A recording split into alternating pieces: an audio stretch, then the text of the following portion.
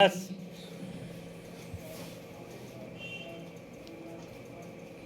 Start.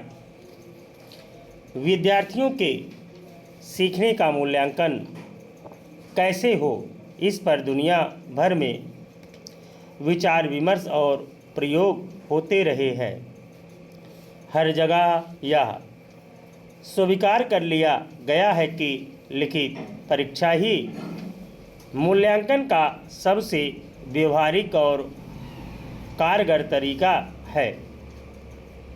मगर भारत जैसे देश में जहां बहुत सारे बच्चे समाज के निचले तबके से पढ़ने आते हैं, उनके घर में पढ़ाई लिखाई का उचित वातावरण नहीं है। उनमें से बहुत सारे बच्चों को स्कूली पढ़ाई के साथ साथ घर के काम या माता पिता के काम में हाथ भी बटाना पड़ता है। लेकिन परीक्षा में ऐसे बहुत सारे विद्यार्थी अनुत्तीर्ण हो जाते हैं। अनेक बच्चे इसीलिए स्कूल नहीं जाते या बीच में पढ़ाई छोड़ देते हैं कि उन्हें परीक्षा का भय सताता है। इसलिए तय किया गया कि 5वीं तक किसी भी बच्चे को अनुत्तीर्ण नहीं किया जाएगा।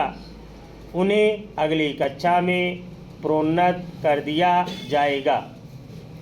8वीं तक का मूल्यांकन केवल पाठ्य पुस्तकों में दिए पाठों के आधार पर नहीं, बल्कि उनके समग्र व्यक्तित्व विकास जैसे स्कूल में उनके आचरण, खेलकूद, संगीत, कला आदि में उनकी रुचियों के आधार पर भी किया जाएगा। इस तरह बच्चे अगली कक्षा में आसानी से प्रोन्नत तो होने लगे, मगर सीखने की उनकी क्षमता में गिरावट दर्ज होनी शुरू हो गई।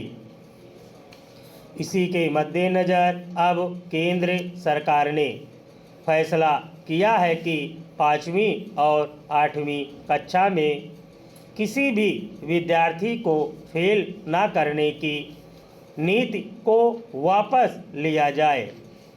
अब इन कक्षाओं में अगर विद्यार्थी लिखित परीक्षा उत्तीर्ण नहीं करते तो उन्हें दोबारा परीक्षा देनी होगी।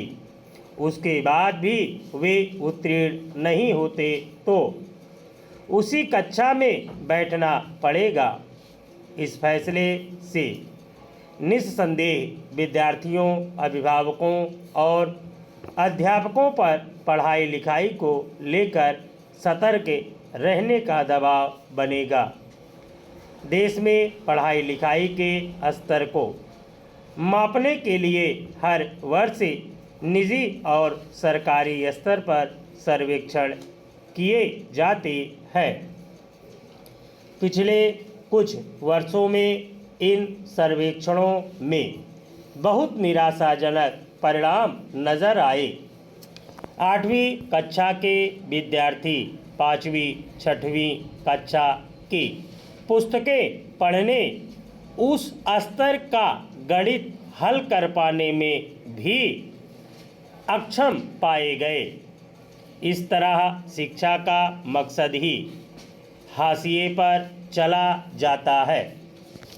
इसी का नतीजा है कि आगे 10वीं और 12वीं बोर्ड की परीक्षाओं में बड़े पैमाने पर नकल की प्रवृत्ति बढ़ी है।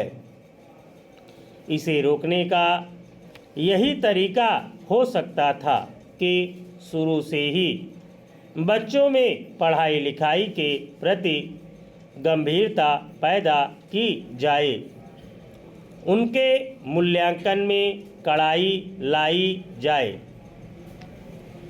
हालांकि सरकार ने नए नीतिगत फैसले में यह भी कहा है कि मूल्यांकन के आधार पर किसी भी विद्यार्थी को प्राथमिक शिक्षा से बाहर नहीं किया जाएगा।